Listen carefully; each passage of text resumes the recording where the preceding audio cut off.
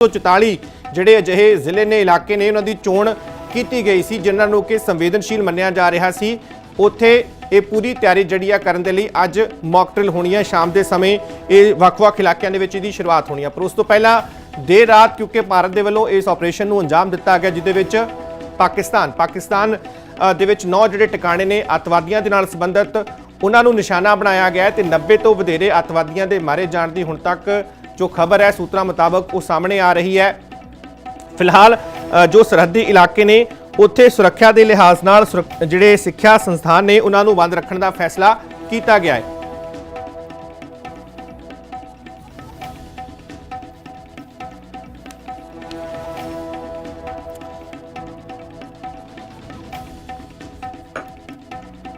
ਤੇ living India news ਦੇ managing editor Dinesh Sharma ji ਇਸ ਵੇਲੇ ਸਾਡੇ ਨਾਲ ਵਧੇਰੇ ਜਾਣਕਾਰੀ ਦੇ ਨਾਲ ਫੋਨ ਲਾਈਨ ਤੇ ਜੁੜੇ ਨੇ। ਦਿਨੇਸ਼ ਸਰ, ਕਿਆ ਕੁਝ ਇਸ ਵੇਲੇ ਜਿਹੜੇ ਅਪਡੇਟ ਵੱਡਾ ਸਾਹਮਣੇ ਆ ਰਿਹਾ ਜੋ ਭਾਰਤ ਨੇ ਆਪਰੇਸ਼ਨ ਸਿੰਦੂਰ ਨੂੰ ਅੰਜਾਮ ਦਿੱਤਾ ਹੈ? देखिए कुलविंदर, तैयारी जो है काफी दिनों से भारत सरकार और भारतीय जो सेना है वो काफी समय से तैयारी कर रही थी और बैठकों का दौर जो है लगातार जारी था। और आज जिस तरह से ये ऑपरेशन सुबह लॉन्च किया गया, ऑपरेशन सिंदूर नाम दिया गया, इंडियन एयरफोर्स द्वारा 9 ठिकाने जो हैं आतंकी इंफ्रास्ट्रक्चर जो कि पाकिस्तान और पाकिस्तान ऑक्युपाइड कश्मीर में है उसको टारगेट किया गया। खासतौर पर जो हेडक्वार्टर्स हैं जैश ए मोहम्मद जो आतंकी संगठन है, लश्कर ए तैयबा, हिजबुल मुजाहिदीन, इन तीनों आतंकी संगठनों का जो वहाँ पर पाकिस्तान और पाकिस्तान ऑक्युपाइड कश्मीर में इंफ्रास्ट्रक्चर है उसको टारगेट किया गया। अगर सबसे पहले बात करें भावलपुर, जैश ए मोहम्मद का हेडक्वार्टर है, वहाँ उसको टारगेट किया गया। और सर्जल है, ये भी जैश ए मोहम्मद यहाँ से ऑपरेट करती है। और मरकज अब्बास कोटली में है। और सर्जल की बात की जाए तो ये तेहरा कलान में है।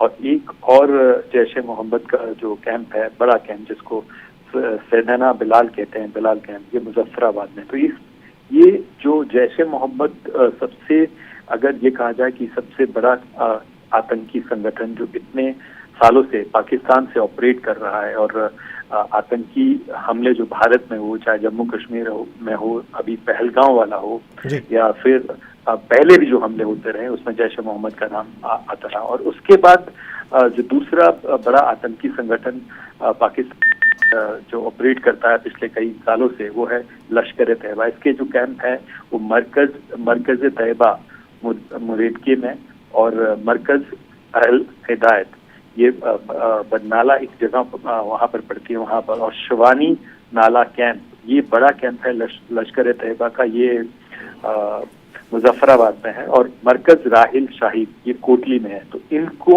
निशाना बनाया गया। ये लश्कर और हिजबुल मुजाहिदीन, लश्कर और जैश ए मोहम्मद और लश्कर के कैंप हैं। और उसके बाद तीसरा निशाना था, तीसरा टारगेट था हिजबुल मुजाहिदीन। उसके 2 कैंप्स जो हैं, 2 ट्रेनिंग कैंप्स, बड़े ट्रेनिंग कैंप्स जो है उनको निशाना बनाया गया।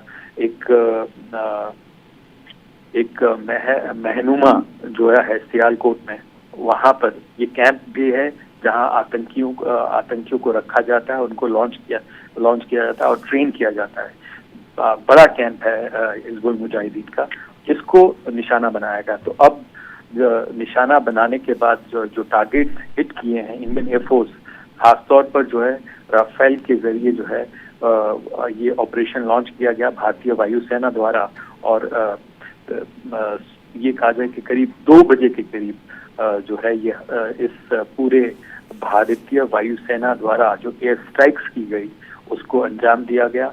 और सबसे बड़ी बात जो जानकारी हमारे जो सूत्र कह रहे हैं कि कोई मतलब भारतीय पायलट जो हैं ये पूरा एक्शन करके वापस जो है भारतीय सरहद जो अपने बेसिस थे वहाँ पर लौट आए और कोई नुकसान नहीं हुआ। लेकिन सबसे बड़ा जो भारत के प्रधानमंत्री नरेंद्र मोदी भी जो उन्होंने कहा था जब ये पहलगांव वाला हमला हुआ कि आतंकी जो संगठन है, आतंकी जो पाकिस्तान ऑक्युपाइड कश्मीर से काम कर रहे हैं, उनको छोड़ा नहीं जाएगा।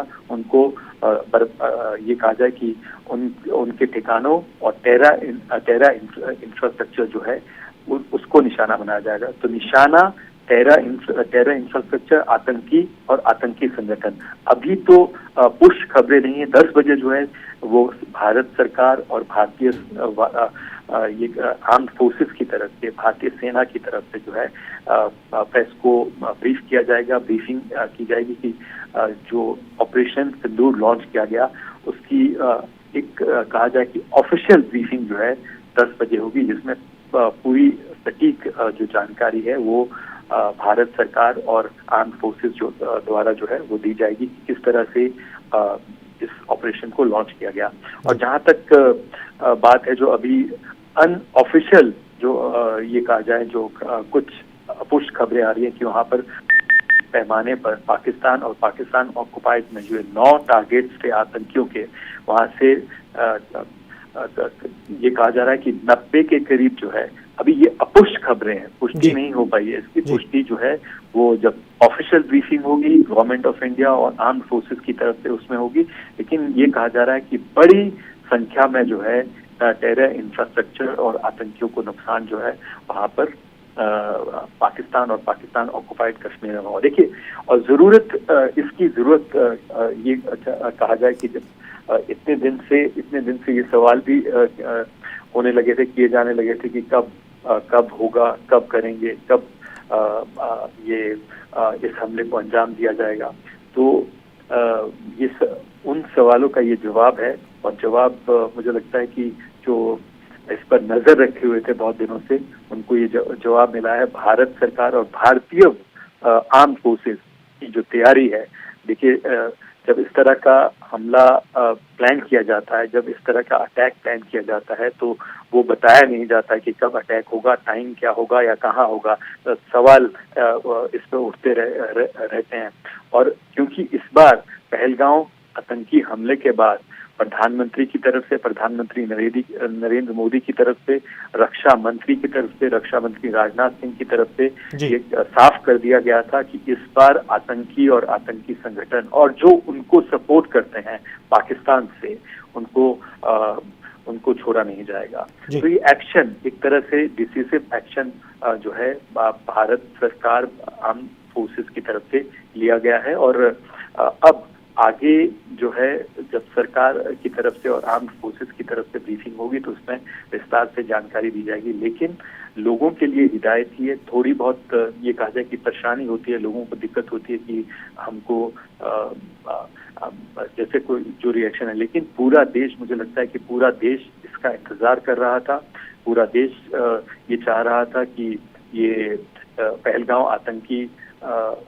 आतंकियों ने जो हमला वहां पर किया उसका बदला लिया जाना चाहिए। और ये बदला बिल्कुल ਉਹਨੂੰ ਜਵਾਬ ਦੇ ਦਿਨੇਸ਼ ਸਰ ਇੱਕ ਗੱਲ ਇਹਦੇ ਚ ਸਮਝਣਾ ਚਾਹਾਂਗੇ, ਇਸ ਕਾਰਵਾਈ ਤੋਂ ਬਾਅਦ ਕਿੰਨੀ ਸੰਭਾਵਨਾ ਹੈ ਕਿ ਪਾਕਿਸਤਾਨ ਰਿਟੈਲੀਏਟ ਕਰ ਸਕਦਾ ਹੈ? ਇੱਕ ਅਸੀਂ ਜੰਮੂ ਕਸ਼ਮੀਰ ਚ ਦੇਖ ਰਹੇ ਹਾਂ ਕਿ ਲਗਾਤਾਰ ਉਹ ਸੀਜ਼ਫਾਇਰ ਦਾ ਉਲੰਘਣ ਕਰ ਰਹੇ ਨੇ, ਆਮ ਨਾਗਰਿਕਾਂ 3 ਨਾਗਰਿਕਾਂ ਦੀ ਮੌਤ ਦੀ ਖਬਰ ਵੀ ਆ ਰਹੀ ਹੈ। ਕਿੰਨੀ ਸੰਭਾਵਨਾ ਤੁਹਾਨੂੰ ਲੱਗਦੀ ਹੈ ਕਿ ਪਾਕਿस्तान ਇਸ ਦਾ किस तरह ਦਾ कोई जवाब देने की कोशिश कर सकता है? देखिए कुलविंदर, जवाब पाकिस्तान ये लगता है कि जो सूत्र बता भी रहे हैं कि पाकिस्तान कुछ प्लान तो जरूर करेगा। इसका ये कहा जाए कि कहीं ना कहीं इसके लिए हमारी जो आर्म्ड फोर्सेस है वो तैयार हैं। उन मॉक ड्रिल्स आप देख रहे हो कि कई दिनों से की जा रही है। आज भी मॉक ड्रिल्स रखी गई थी और जानकारी जो है पूरे देश में है कि आपको किस तरह से सावधानी बरतनी है। लेकिन हाँ, जब इस तरह का ये कहा जाए कि एक एक्शन लिया जाता है किसी भी सरकार द्वारा, जैसे भारत सरकार द्वारा लिया गया है आतंकी संगठनों के ऊपर पाकिस्तान से जो ऑपरेट कर रहे हैं, तो पाकिस्तान की तरफ से हो सकता है रिएक्शन इस पे हो। लेकिन पूरा विश्व, पूरा वर्ल्ड, ये चाहे अमेरिका हो, चाहे रशिया हो, चाहे इजराइल हो या बाकी देश, वो भारत के साथ खड़े हैं और भारत के इस जवाब का वो समर्थन कर रहे हैं। क्योंकि उनको भी मालूम है कि भारत पिछले कई दशकों से आतंकवाद से पीड़ित है। आतंकवाद और आतंकवादी जो पाकिस्तान से यहाँ जम्मू कश्मीर में बात करें या हिंटरलैंड मतलब भारत के कई हिस्सों में पहले जिस तरह से हमले होते रहे, तो उसका जवाब देना भारत सरकार की तरफ से जरूरी हो गया था और ये साफ भी किया गया था प्रधानमंत्री और रक्षा मंत्री की तरफ से इसका जवाब मिलेगा। लेकिन एक प्लानिंग के साथ एक पूरा ये कहा जाए कि पूरा इसको प्लान किया गया। सीसीएस की बैठक हुई, कोर ग्रुप की बैठक हुई और उसमें प्रधानमंत्री द्वारा ब्रीफ जो भी उनको ब्रीफ किया गया। और अब जबकि एयर स्ट्राइक्स और भारत की तरफ से 9 ठिकानों और आतंकी संगठनों के ऊपर हमला किया है, पूरे प्रधानमंत्री नरेंद्र मोदी, रक्षा मंत्री, एनएसए और सब जितने भी गृह मंत्री अमित शाह, वो सब इस पर नजर रखे हुए हैं। और बाकी ब्रीफिंग होगी 10 बजे, उसमें पूरी विस्तार से जो है जानकारी, डिटेल्ड ऑपरेशंस के बारे में जानकारी साझा की जाएगी। ठीक है, शुक्रिया सर दिनेश सर फिलहाल जानकारी ਸਾਂਝੀ ਕਰਨ ਦੇ ਲਈ। ਸੋ ਇੱਕ ਜਵਾਬ ਜੋ ਲਗਾਤਾਰ ਸਵਾਲ ਕੇਂਦਰ ਸਰਕਾਰ ਦੇ ਸਾਹਮਣੇ ਵੀ ਸੀ, ਲਗਾਤਾਰ ਪੁੱਛਿਆ ਜਾ ਰਿਹਾ ਸੀ ਕਿ ਕੀ ਕਰ ਰਹੇ ਹੋ, ਕੀ ਕਾਰਵਾਈ ਕਰ ਰਹੇ ਹੋ। ਹਾਲਾਂਕਿ ਇਸ ਤੋਂ ਪਹਿਲਾਂ ਭਾਰਤ ਸਰਕਾਰ ਵੱਲੋਂ ਜਿਹੜੇ 5 ਵੱਡੇ ਫੈਸਲੇ ਕੀਤੇ ਗਏ ਸੀ, ਜਿਨ੍ਹਾਂ ਦੇ ਵਿੱਚ ਸਿੰਧੂ ਜਲ ਸਮਝੌਤੇ ਨੂੰ ਰੱਦ ਕੀਤਾ ਗਿਆ ਸੀ, ਉਹਦੇ ਸਮੇਤ ਕੂਟਨੀਤਿਕ ਤੌਰ ਦੇ ਉੱਤੇ ਭਾਰਤ ਨੇ ਜਿਹੜੇ ਕਦਮ ਚੁੱਕੇ ਸੀ ਉਹਨਾਂ ਨੂੰ ਵੀ ਕਾਫੀ ਅਹਿਮ ਮੰਨਿਆ ਜਾ ਰਿਹਾ ਸੀ। ਪਰ ਇਹ ਵੀ ਸਵਾਲ ਬਣਿਆ ਹੋਇਆ ਸੀ ਕਿ ਜਿਵੇਂ ਉੜੀ ਤੋਂ ਬਾਅਦ ਸਰਜੀਕਲ ਸਟ੍ਰਾਈਕ ਹੋਈ ਜਾਂ ਫਿਰ ਉਸ ਤੋਂ ਬਾਅਦ ਜਦੋਂ ਪੁਲਵਾਮਾ 'ਚ ਹਮਲਾ ਹੋਇਆ ਉਸ ਤੋਂ ਬਾਅਦ ਜੋ 에ਅਰ ਸਟ੍ਰਾਈਕ ਹੋਈ, ਕੀ ਇਸ ਤਰੀਕੇ ਦੀ ਵੀ ਕੋਈ ਕਾਰਵਾਈ ਹੋ ਸਕਦੀ ਹੈ? ਤਾਂ ਸਮਾਂ ਜਿਹੜਾ ਹੈ 15 ਦਿਨ ਪਹਿਲਗਾਮ ਜਿਹੜਾ ਹਮਲਾ ਹੈ ਉਸ ਨੂੰ ਹੋਏ ਉਸ ਤੋਂ ਬਾਅਦ ਇਹ ਜੋ ਕਾਰਵਾਈ ਅੰਜਾਮ ਦਿੱਤੀ ਗਈ, ਜਿਹਦੇ ਵਿੱਚ ਭਾਰਤ ਦੇ ਵੱਲੋਂ ਇਹ ਦੱਸਿਆ ਗਿਆ ਹੈ ਕਿ ਫਿਲਹਾਲ ਜਿਹੜੇ ਨਿਸ਼ਾਨੇ, ਜਿਹੜੇ ਟਾਰਗੇਟ ਤੈਅ ਕੀਤੇ ਗਏ ਸੀ, ਇਹ ਉਹ ਥਾਵਾਂ ਨੇ ਜਿੱਥੇ ਅੱਤਵਾਦੀਆਂ ਨੂੰ ਟ੍ਰੇਨਿੰਗ ਦਿੱਤੀ ਜਾਂਦੀ ਸੀ, ਜਿੱਥੇ ਵੱਡੇ ਜਿਹੜੇ ਦਹਿਸ਼ਤਗਰਦ ਨੇ ਉਹ ਮੌਜੂਦ ਸਨ। ਲਗਾਤਾਰ ਭਾਰਤ ਦੇ ਵਿੱਚ ਅੱਤਵਾਦੀ ਗਤੀਵਿਧੀਆਂ ਨੂੰ ਅੰਜਾਮ ਦਿਵਾਉਣ ਦੇ ਲਈ ਇੱਥੇ ਅੱਤਵਾਦੀਆਂ ਨੂੰ ਟ੍ਰੇਨ ਕੀਤਾ ਜਾਂਦਾ ਸੀ। ਤਾਂ ਉਹ ਸਾਰੇ ਟਿਕਾਣੇ ਭਾਰਤ ਦੇ ਵੱਲੋਂ ਆਖਰਕਾਰ ਸਿਲੈਕਟ ਕੀਤੇ ਗਏ ਤੇ ਉਹਨਾਂ ਦੇ ਉੱਤੇ ਇਹ ਆਪਰੇਸ਼ਨ ਸਿੰਦੂਰ ਜਿਹੜਾ ਉਹ ਕੀਤਾ ਗਿਆ। ਸਾਡੇ ਸਹਿਯੋਗੀ ਦਲਜੀਤ ਵੀ ਇਸ ਵੇਲੇ ਸਾਡੇ ਨਾਲ ਲਗਾਤਾਰ ਲਾਈਵ ਬਣੇ ਹੋਏ ਨੇ। ਦਲਜੀਤ, ਇਸ ਆਪਰੇਸ਼ਨ ਤੋਂ ਬਾਅਦ ਹੁਣ ਪੰਜਾਬ ਦੇ ਵੱਖ-ਵੱਖ ਇਲਾਕਿਆਂ, ਖਾਸ ਕਰਕੇ ਸਰਹੱਦੀ ਇਲਾਕਿਆਂ ਤੋਂ ਜਾਣਕਾਰੀ ਆ ਰਹੀ ਹੈ ਕਿ ਜਿਹੜੇ ਸਿੱਖਿਆ ਅਦਾਰੇ ਨੇ ਉਹਨਾਂ ਨੂੰ ਬੰਦ ਕਰਨ ਸੰਬੰਧੀ